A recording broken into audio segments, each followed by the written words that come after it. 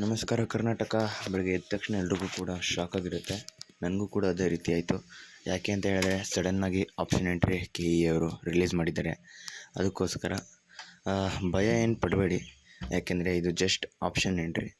ಆದರೆ ನೀವು ಕೇರ್ಫುಲ್ಲಾಗಿ ಮಾಡಬೇಕಾಗುತ್ತೆ. ಯಾಕಂದರೆ ನಿಮ್ಮ 4 ವರ್ಷ ಎಜುಕೇಷನ್ ಕೂಡ ಈ ಒಂದು ಆಪ್ಷನ್ ಎಂಟ್ರಿ ಮೇಲೆ ನಿಂತಿದೆ. ನೀವು ಯಾವ ಕಾಲೇಜ್ ಓದಬೇಕು, ಯಾವ ಕೋರ್ಸಲ್ಲಿ ಓದಬೇಕು, ಈ ರೀತಿಯಾಗಿ ಕೆಲವು ಪ್ರೊಸೀಜರ್ಗಳಿದೆ.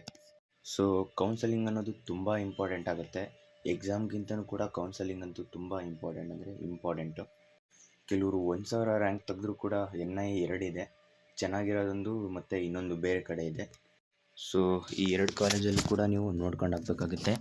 ನೀವು NI ಚೆನ್ನಾಗಿರೋದನ್ನು ಬಿಟ್ಟು ಯಾವುದಾದ್ರು ಇನ್ನೊಂದು ವಿಡಿಯೋ ಹತ್ರ ಇದೆ ಅದಕ್ಕೆ ಹಾಕಿದ್ರೆ ನೀವು 4 ವರ್ಷ ಅಲ್ಲೇ ಕಳಿಬೇಕಾಗುತ್ತೆ. ಅಲ್ಲಿ ಯಾವುದೇ ಥರ ಪ್ಲೇಸ್ಮೆಂಟ್ ಇಲ್ಲ, ಏನಿಲ್ಲ, ಎಜುಕೇಷನ್ ಕೂಡ ಇಲ್ಲ ಅದರಲ್ಲಿ. ಸೊ ಅದಕ್ಕೆ ಹೇಳೋದು ಫ್ರೆಂಡ್ಸ್, ಕೌನ್ಸಲಿಂಗ್ ಅಂತ ತುಂಬ ಇಂಪಾರ್ಟೆಂಟು. ಇನ್ನು ಕೆಲವರು ಇರ್ತಾರೆ 1 ಲಕ್ಷ ರ್ಯಾಂಕ್ ತೆಗೆದ್ರು ಕೂಡ ಅವರ ಆಪ್ಷನ್ ಎಂಟ್ರಿಯನ್ನು ಕರೆಕ್ಟಾಗಿ ಮಾಡಿರ್ತಾರೆ. ಈಗ ನಾ ಹೇಳಿದ್ನಲ್ಲ ಸ್ನೇಹಿತರೆ, ಚೆನ್ನಾಗಿರೋ ಕಾಲೇಜನ್ನು ಬಿಟ್ಟು ಚೆನ್ನಾಗಿಲ್ಲದೆ ಇರೋದಕ್ಕೆ ಮಿಸ್ಸಾಗಿ ಹೋಗಿರ್ತಾರೆ ಅಂತ, ಅವ್ರ ಜಾಗಕ್ಕೆ ಇವರನ್ನು ಫಿಲ್ ಮಾಡ್ತಾ ಹೋಗ್ತಾರೆ. ಸೊ ಆಪ್ಷನ್ ಎಂಟ್ರಿಯಲ್ಲಿ ನೀವು ಯಾವುದೇ ರೀತಿಯ ಮಿಸ್ಟೇಕನ್ನು ಮಾಡಬಾರ್ದು, ಇದು ನಮ್ಮ ಉದ್ದೇಶವಾಗಿದೆ. ಸೊ ಈ ವಿಡಿಯೋದಲ್ಲಿ ನಾನು KCETಗೆ ಅಂದರೆ ಕೌನ್ಸಲಿಂಗ್ ಲಾಸ್ಟ್ ಡೇಟ್ ಅಂತ ಫಿಕ್ಸ್ ಮಾಡಿದ್ದಾರೆ. ಅದು ಯಾವ ಡೇಟು ಅಂತ ನೋಡೋದಾದರೆ 14 ಜುಲೈ ಅಂತ ಫಿಕ್ಸ್ ಮಾಡಿದ್ದಾರೆ ಸ್ನೇಹಿತರೆ. ಅಂದರೆ 5 ದಿನ ಟೈಮ್ ಕೊಟ್ಟಿದ್ದಾರೆ.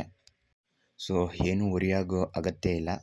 ಯಾಕೆ ಅಂತ ಹೇಳಿದ್ರೆ ಇನ್ನೂ ಕೂಡ 5 ದಿನ ಇದೆ. 5 ದಿನ ಅಂದರೆ ಬೇಜಾನು.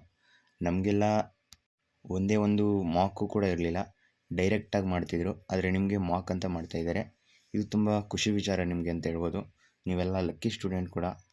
ಸೊ ಇವತ್ತೇ ಯಾರೆಲ್ಲರೂ ಕೂಡ KCETಗೆ ಕೌನ್ಸಲಿಂಗ್ ಆಪ್ಷನ್ ಎಂಟ್ರಿನ ಮಾಡಬೇಡಿ ಅಂತ ಹೇಳ್ತೀನಿ. ಯಾಕೆ ಅಂತ ಹೇಳಿದ್ರೆ ನಿಧಾನಕ್ಕೆ ವಿಚಾರಿಸಿ, ನೀವು ಇನ್ನೂ ವಿಚಾರಿಸೇ ಅಲ್ವಾ, ಏನೂ ಬೇಡ, ನಿಧಾನಕ್ಕೆ ಯೂಟ್ಯೂಬಲ್ಲೇ ಸಿಗುತ್ತೆ. ಬ್ರ್ಯಾಂಚ್ ವರ್ಸಸ್ ಕಾಲೇಜು ಅಥವಾ ಯಾವ ಬ್ರ್ಯಾಂಚ್ ಒಳ್ಳೆಯದು, ಈ ರೀತಿಯಾಗಿ ತುಂಬ ವೀಡಿಯೋಸ್ ಸಿಗುತ್ತೆ. ಇದನ್ನು ಕುತ್ಕೊಂಡು ನೋಡಿ, ಅದು ಇದು ನೋಡೋದ್ರ ಬದಲು ಇದು ನಿಮ್ಮ ಜೀವನದ ಪ್ರಶ್ನೆ. ಯಾಕೆಂದರೆ ಇದೊಂದೇ ಇನ್ನು 5 ದಿನ ಅಂತ ಏನು ಹೇಳ್ತೇವೆ ಮಾಕ್ ಅಲಾಟ್ಮೆಂಟ್ ಅಂತ. ಇದರಲ್ಲಿ ನೀವು ಎಕ್ಸ್ಪರ್ಟ್ ಆದರೆ ರೌಂಡ್ 1 ಅಥವಾ ರೌಂಡ್ 2 ಅಲ್ಲಿ ಚೆನ್ನಾಗಿ ಆಟ ಆಡ್ಬೋದು.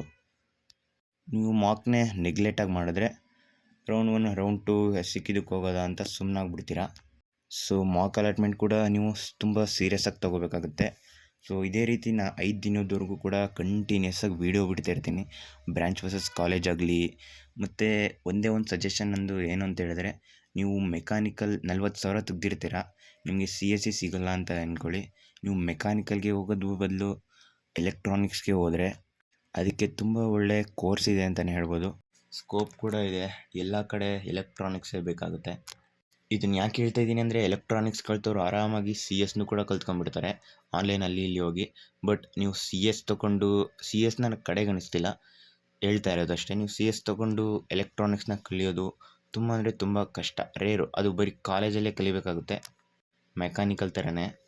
ಅಥವಾ ನನಗೆ ಮೆಕ್ಯಾನಿಕಲಲ್ಲಿ ತುಂಬ ಇಂಟ್ರೆಸ್ಟ್ ಇದೆ, ಅದ್ರ ಬಗ್ಗೆ ನನಗೆ ತುಂಬ ನಾಲೆಡ್ಜ್ ಇದೆ ಅಂತ ಹೇಳೋರು ಮೆಕ್ಯಾನಿಕಲ್ಗೆ ಹೋಗ್ಬೋದು. ಅಥವಾ ನನಗೆ ಇನ್ನೂ ಏನು ಗೊತ್ತಿಲ್ಲ, 20,000 ತೆಗ್ದಿದ್ದೀನಿ, ಯಾವುದಕ್ಕೆ ಹೋಗೋದು ಅಂತ ಗೊತ್ತಿಲ್ಲ ಅಂದರೆ ನೀವು AMLಗೆ ಹೋಗ್ಬೋದು. ಹೇಳೋದಕ್ಕಾಗಲ್ಲ, ನಿಮಗೆ ಕ್ಯಾಂಪಸ್ ಆಗೋ ತನಕ ಟ್ರೆಂಡ್ ಯಾವ ರೀತಿ ಇರುತ್ತೆ ಅಂತ.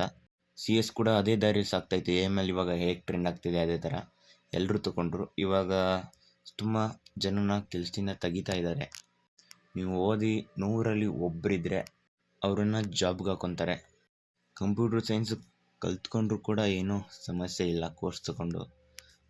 ನೀವು ಜಾವಾ, ಪೈಥಾನ್, C++ ಈ ರೀತಿ ಎಕ್ಸ್ಟ್ರಾ ಕೋರ್ಸ್ಗಳನ್ನ ಕಲ್ತ್ಕೊಂಡ್ರೆ ನಿಮಗಂತೂ ಜಾಬ್ ಅಂತೂ ಅದೇ ಹುಡ್ಕೊಂಡು ಬರುತ್ತೆ. ನಿಮ್ಮ ಟೀಚರ್ಸ್ಗಳು ಕೂಡ ಇಂಜಿನಿಯರಿಂಗ್ ಸೇರಿದಾಗ ಇದನ್ನೇ ಹೇಳೋದು, ಇದನ್ನೇ ರಿಪೀಟ್ ಮಾಡಿ. ಮತ್ತು ಮೆಕ್ಯಾನಿಕಲ್ ಕೂಡ ಚೆನ್ನಾಗಿದೆ, ಅದರಲ್ಲಿ ನಿಮ್ಮದು CGPA ಮತ್ತು ಕ್ಯಾಂಪಸ್ನ ಇಂಟರ್ವ್ಯೂ ಹೇಗೆ ಮಾಡಬೇಕಂತ ತಿಳ್ಕೊಳ್ಳಿ ಸ್ನೇಹಿತರೆ. ನೆಕ್ಸ್ಟ್ ವೀಡಿಯೋದಲ್ಲಿ ಇದೇ ಥರ ಫುಲ್ಲು ಡೀಟೇಲಾಗಿ ವೀಡಿಯೋ ತೊಗೊಂಬರ್ತೀನಿ.